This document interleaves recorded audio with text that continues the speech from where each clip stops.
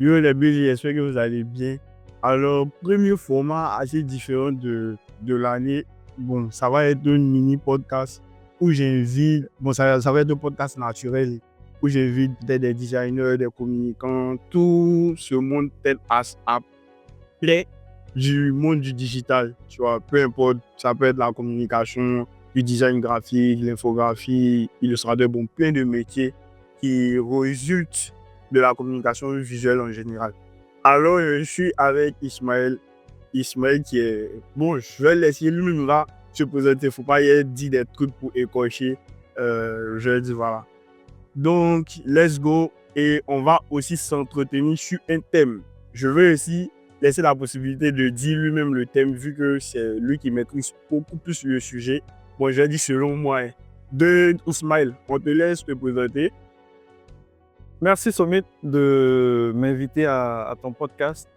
Je suis DJ Ismaël, chargé de communication, donc communicant. J'interviens dans plusieurs aspects de la communication, partant du digital au offline, donc sur des campagnes publicitaires, digitales, sur de la rédaction, vraiment tout ce qui a trait à la communication dans le monde de l'entreprise. Aujourd'hui, je suis content d'être là et je suis très honoré d'avoir été invité par Sommet pour parler d'un sujet qui me tient à cœur, comment rester inspiré quand tout va vite. Ok. Ben déjà, notre thème, pardon.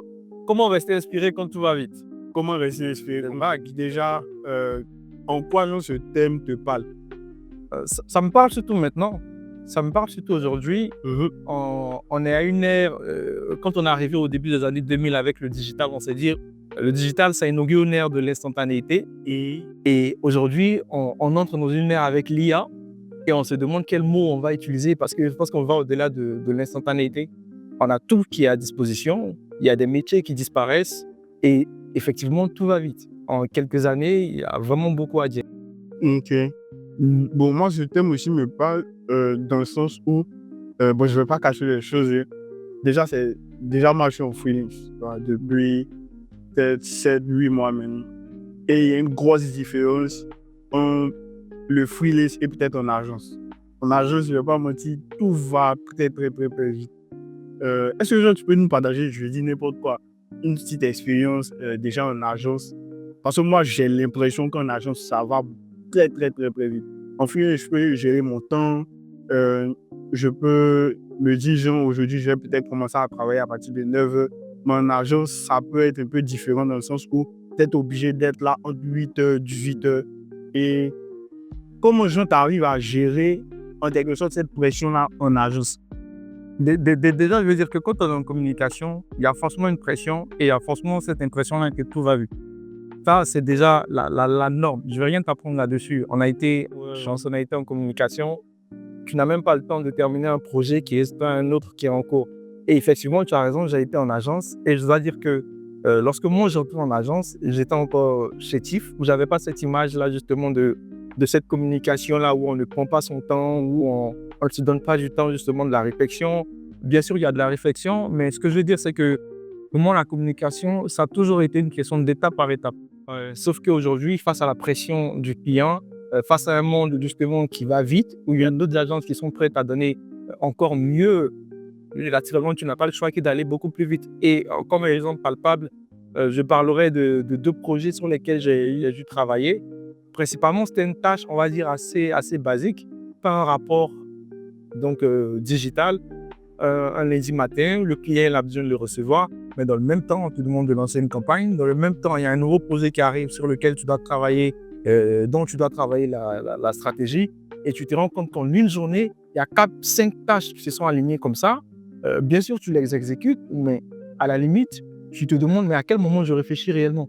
À quel moment je me pose et j'ai le temps d'apprécier ce qu'ils sont en train de faire, ce qui a été fait. J'ai le temps de mesurer son impact et de réellement voir quelles sont les prochaines étapes. Et très souvent, c'est cette viralité, c'est cette réalité-là, cette rapidité-là, pardon, qui nous fait dire justement que tout va vite, qu'on n'a pas le temps quand on est en communication. Ouais, je comprends largement. Et souvent, ça va vite. Bon, en vrai, ça va très, très vite aussi, souvent en freelance. Parce que, bon, je sais pas, mais tu as l'impression que les comment on dit, les clients souvent s'entendent pour venir eux tous ensemble. Tu peux être là, tu n'as pas de projet, limite même tu stagnes. Et puis automatiquement, c'est comme s'il y a 2-3 clients qui se sont contactés entre eux, vous dit, on a besoin peut-être de tel créa, de tel visuel, de tel logo, de telle campagne, tu vois. Donc, et c'est super chaud de rester inspiré, genre, dans ces cas-là. Et moi, c'est là où ton sujet, il m'a beaucoup parlé parce que justement, c'est comment est-ce que tu restes inspiré face à une telle situation? Aujourd'hui, je ne te cache pas, je suis chargé de communication en entreprise. C'est un grand groupe, un groupe important, leader dans son secteur. Les tâches sont également très importantes. Il y a beaucoup d'enjeux, il y a beaucoup à faire, il y a beaucoup à réaliser. Et très souvent, face à la rapidité des choses, je me pose et je me dis, mais la situation est peut-être en train de m'échapper. Il faut que je reprenne le dessus. Et moi, très honnêtement, en termes d'inspiration, généralement, j'essaie de regarder partout. De ne pas seulement aller sur les réseaux sociaux. Les réseaux sociaux, c'est mon métier. Tout le temps sur Facebook, je suis tout le temps sur Instagram, sur LinkedIn. Mais j'essaie d'aller au-delà, de regarder un film, de regarder un documentaire. Souvent, c'est dans des choses très banales qu'on trouve cette petite pépite-là qui change finalement la donne. Aujourd'hui, on est dans ce beau cadre, on est en plein cœur du Parc national du Vanco et les idées, elles fusent, les idées, elles arrivent et tu te demandes comment est-ce que le fait de regarder de serait-ce qu'un seul arbre te permet justement de voir au-delà, de commencer à apercevoir des idées de campagne qui peuvent être lancées, généralement parce qu'on est en vacances entre autres. Oui. Et je vais résumer mon propos pour dire que pour moi, rester inspiré, c'est être libre. Pour rester inspiré, il faut être libre. Il ne faut pas se donner des limites. Tu veux rester inspiré, ne reste pas que sur les réseaux sociaux. Sors, va marcher, écoute de la musique, regarde un film, joue des jeux vidéo. L'inspiration est partout. L'inspiration, c'est une force créatrice. Elle est en chacun de nous. Et justement, je pense que tout ce dont on a besoin finalement, c'est juste de stimulus. Ces stimulus-là, ils sont dans notre monde, ils sont dans notre entourage, dans notre environnement. Même en discutant avec toi, c'est une forme de stimulus. Et c'est des choses qu'il faut faire, c'est des pas qu'il faut faire, il faut oser et puis regarder le résultat. Pardon. Ouais, c'est super. Moi, ça me parle grave. Et je pense que ce sont des petits rituels qu'il faut souvent mettre en place, souvent prendre des congés. Je ne cache pas qu'il y a de cela peut-être moins de 3 semaines, 1 mois que j'étais vraiment, vraiment à bout, quoi. C'est-à-dire, bon, en vrai, en âge, j'étais vraiment à bout. Mais je suis allé encore flou et je me rends compte que genre, ça continue. Mais c'est là que je me suis dit que rester, par exemple, devant son écran, ça, c'est le truc peut-être qu'il ne faut pas faire. On se dit qu'il faut s'inspirer souvent sur Pinterest, sur Behance, il faut regarder souvent, nous, en tant que graphic designer, il y a peut-être la mémoire visuelle qu'il faut beaucoup développer. Donc, souvent, on peut être tenté de rester seulement sur Pinterest pour comment dire, s'inspirer en quelque sorte. Mais à la longue, en faisant ça, c'est comme si ça devient une routine. Automatiquement, tu ne t'inspires plus, mais c'est comme si tu arrives maintenant juste à la consommation. Donc, tu consommes. Arrivé un moment, la routine, ça déroute. Moi, j'ai envie de demander, c'est pas le point de départ de l'inspiration. On est d'accord que celui qui assume bien, qui met de très belles affiches, qui a de très beaux projets artistiques, son inspiration quitte quelque part. Son inspiration vient quelque part. Son inspiration vient d'où? Il n'a pas regardé forcément son bilan, ces gars. Je pense qu'à un moment, il a dû se retrouver justement dans des endroits qui paraissent incognito, qui sont forcément peut-être sans intérêt, mais finalement qui vont apporter beaucoup.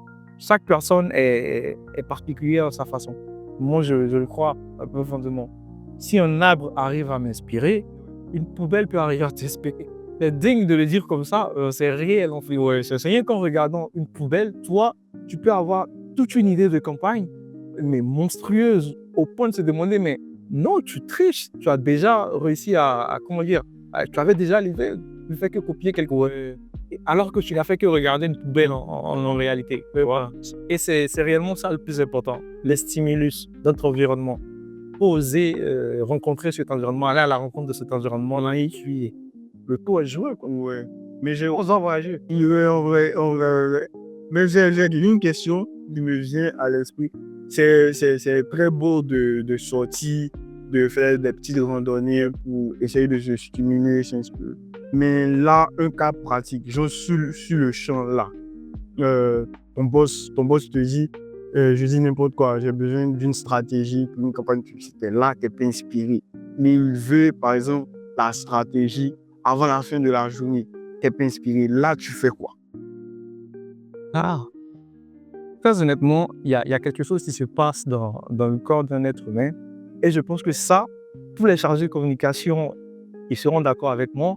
Il y a quelque chose qui se passe avec nous qui est assez incroyable. J'ai toujours trouvé dommage d'en arriver là. C'est juste que lorsqu'on se retrouve au pied du mur, lorsqu'on est confronté justement à ce défi-là, il y a des ressources en nous qui se révèlent. On a du mal à trouver d'où elles sortent. On n'est pas forcément sorti, on n'est pas forcément allé à la rencontre de stimulus, mais ne serait-ce qu'en étant assis là, sous le coup de la pression, avec l'adrénaline, il y a quelque chose qui se crée. Et finalement, on arrive à faire une stratégie qu'on n'aurait jamais pu faire en conditions normales. Ouais. Sous le coup de la pression, on se redécouvre gamin.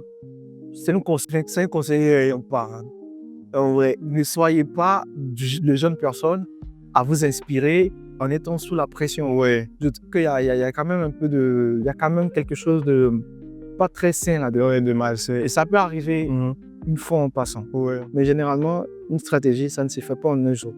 Et là encore, c'est le lieu pour moi d'interpeller justement nos chers et tendres patrons avec qui on prend tant de plaisir à travailler.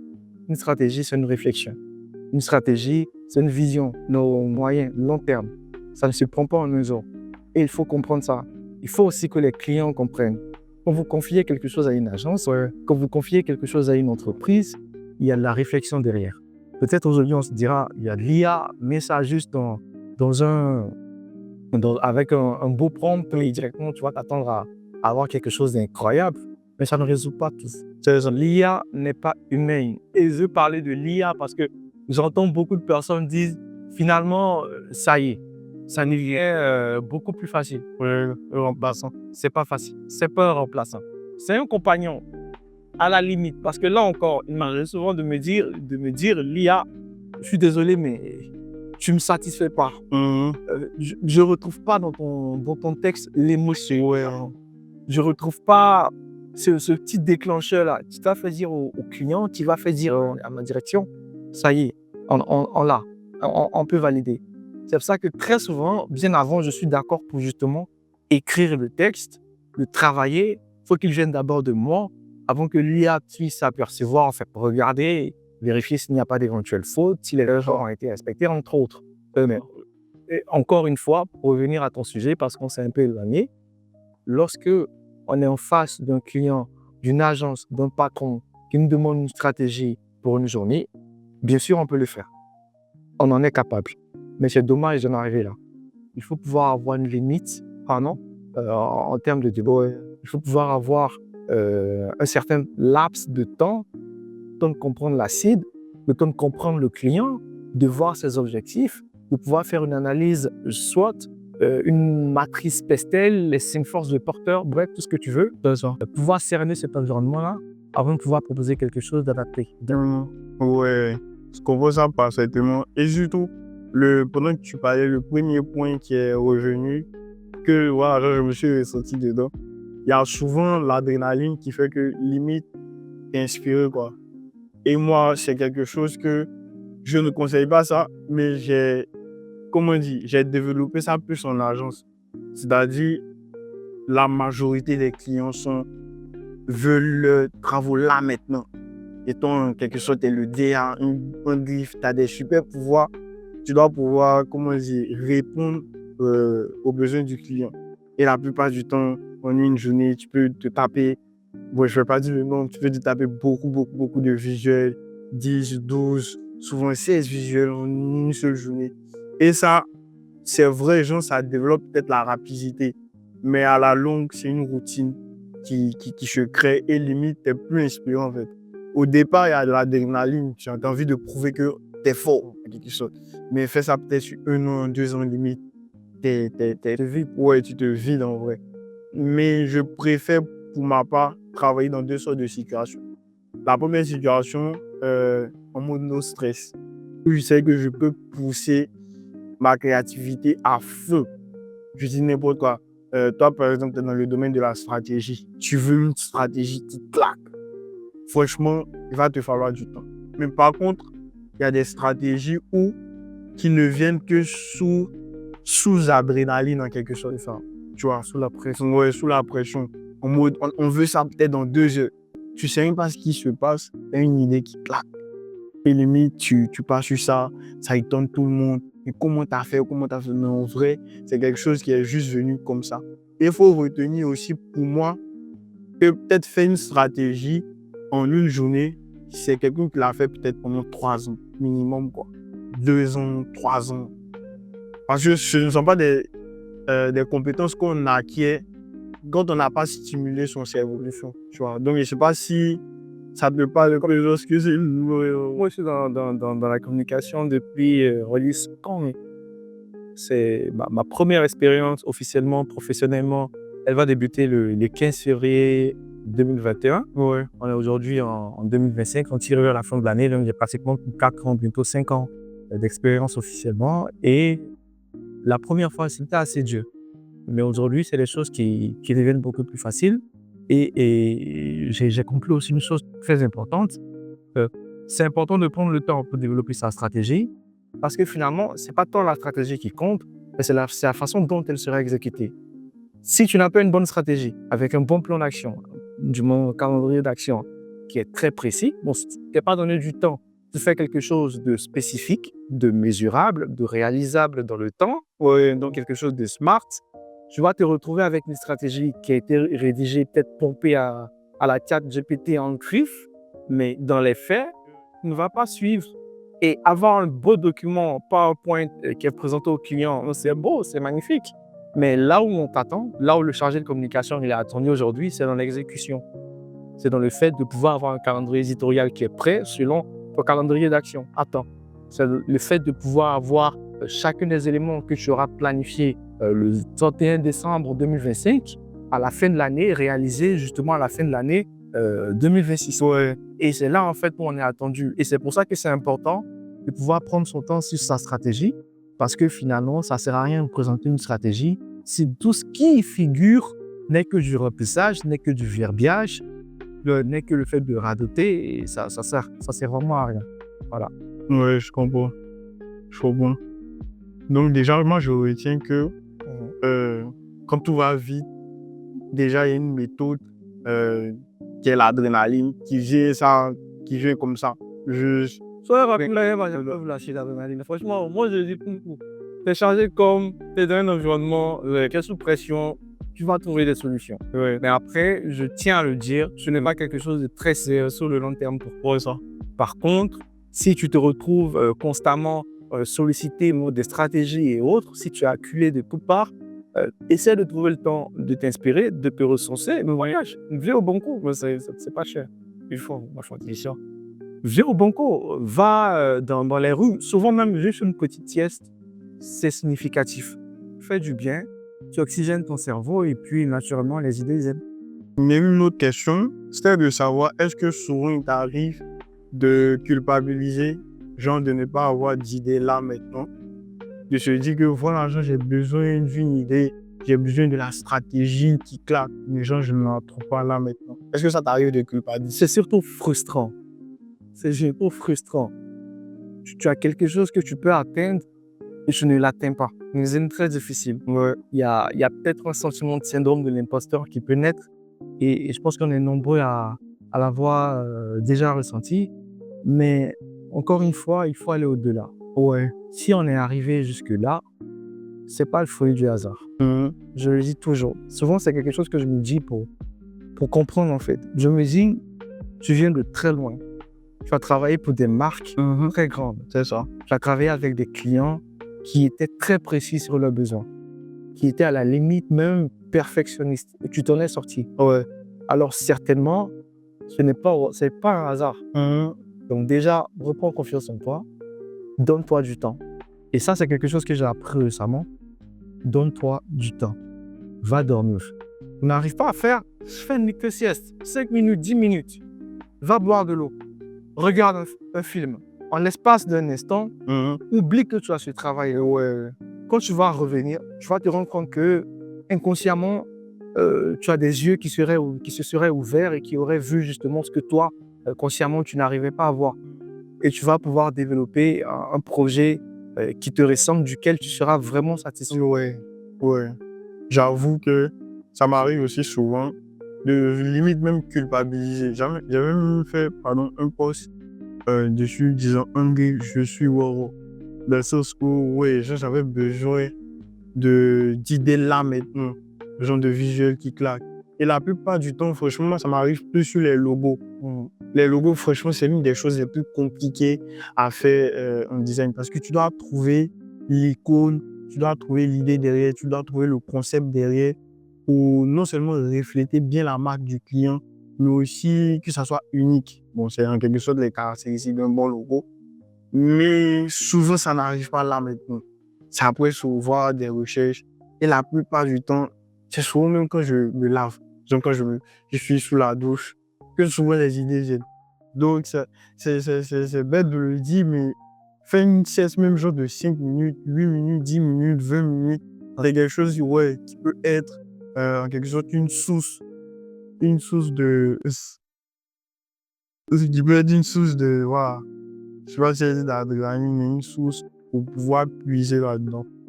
Donc, j'en retiens. Je vais te laisser ça. Je vais te laisser conclure en quelque sorte. Alors, qu'est-ce qu'on retient? Très honnêtement, premièrement, il faut comprendre que c'est normal que les choses aillent vite. C'est normal d'être souvent acculé de toutes parts. C'est le propre de notre métier. On le ressent, c'est comme ça. Ça ne va pas s'arrêter. Par contre, il faut pouvoir lâcher prise. Oui, c'est nécessaire. Il faut pouvoir comprendre qu'on n'a pas forcément la main sur tout. Quand on peut à un moment déposer le stylo, ranger l'ordinateur, sortir, puis s'aérer l'esprit. Quand on peut dormir, on peut le faire. Ouais. On peut écouter de la musique, on peut regarder un film, on peut faire quelque chose qui nous déconnecte, ne serait-ce que en l'espace de quelques minutes, C'est ça. de bagages de communication qu'on a. Et quand on revient, les choses ne sont que meilleures. On a l'adrénaline aujourd'hui. On arrive à faire des choses incroyables quand on a acculé. Mais il ne faut pas se reposer uniquement là-dessus. Il faut pouvoir se reposer sur du repos. Il faut pouvoir accepter reposer son esprit, pour pouvoir accepter de s'aérer l'esprit. Et puis, je pense que quelque part, en tant que communicant, si on est arrivé jusque-là, c'est qu'on peut continuer encore plusieurs années, se faire confiance. Et je dirais principalement, c'est ça. Tout va vite aujourd'hui et ça ne va pas s'arrêter. D'ailleurs, soyez sûrs d'essayer de s'empirer avec l'IA qui est à nos trousses. Mais si on est arrivé jusque-là, on devrait pouvoir continuer, je pense en tout cas. C'est ça. Bref, déjà, merci Ismaël. Toujours un plaisir. D'être venu, ça fait vraiment plaisir. Et bon, on espère que cette série va continuer. Ouais, c'est le soir. En fait, de motiver d'autres personnes, parler, échanger. Plus même, j'ai dit séance causette pour podcast, on m'a dit. Donc, je peux faire ça. Ouais. Et surtout quand on est dans un cadre naturel. Bref, je réitère mes remerciements et je te souhaite bon vent. Et surtout dans ta carrière professionnelle. Merci de grandir encore une fois. Merci toi aussi, notre freelancer. Poncle, très longtemps. Let's go.